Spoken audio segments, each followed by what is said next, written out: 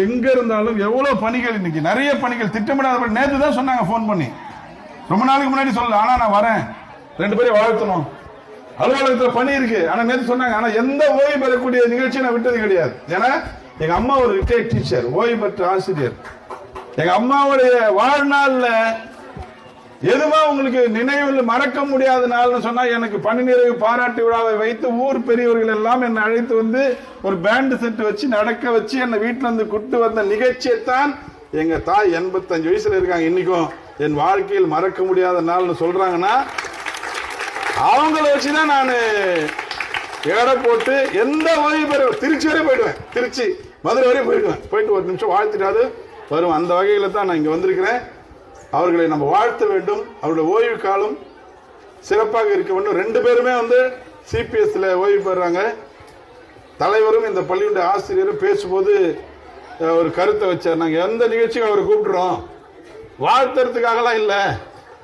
இப்படிலாம் பார்த்துட்டு இவங்க எல்லாருக்கும் பென்ஷனை வாங்கி தரணும் நீ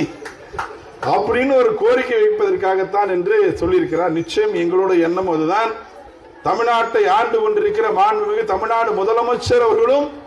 இந்த கோரிக்கையை பற்றி தேர்தல் அறிக்கையில் சொல்லியிருக்கிறார் ஓய்வு பெற்றிருக்கிற 2 பேரும் அடுத்த மாதமே ஓய்வூதியம் இல்லாமல் இருக்கிறார்கள் விரைவில் அவர்களுக்கும் ஓய்வூதியம் கிடைக்கிற வகையிலே மாண்புமிகு தமிழ்நாடு முதலமைச்சர் ஓய்வூதியம் குறித்த அறிவிப்பினை விரைவில் அறிவிப்பார் என்ற ஒரு நம்பிக்கை மட்டும் இந்த நேரத்தில் மோகன் சாருக்கும் மேடத்துக்கும் நான் தெரிவிச்சுக்கிறேன் பயப்பட வேணாம் எனக்கு பென்ஷன் கிடைக்குதுன்னா உங்களுக்கு கிடைக்கும்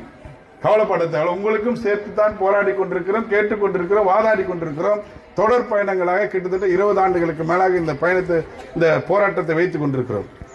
ஓய்வூதியம் இந்த மாசம் சம்பளம் இருக்கும் அடுத்த மாசம் சம்பளம் இல்லை அதுக்கான முயற்சி நெருங்கிவிட்டோம் எல்லை கோட்டை தொடும் தூரத்தில் இருந்து கொண்டிருக்கிறோம் உறுதியான ஓய்வூதிய திட்டத்தை மாண்புமிகு தமிழ்நாடு முதலமைச்சர் அறிவிக்க இருக்கிறார் அதற்குரிய சமிக்கைகளை நேரடியில் சென்று பெற்றவன் என்ற அடிப்படையில் ஒரு நம்பிக்கை தரேன் கவலைப்பட வேணாம் இப்ப நல்ல ஒரு